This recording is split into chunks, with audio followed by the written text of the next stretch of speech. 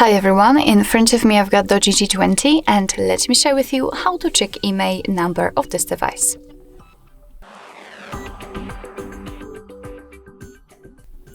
So basically we've got two different ways to check those numbers. The first one requires a secret code and the second is by using the settings. So let's start with a secret code. Let's enter the keypad and then enter the code, which is *#06#.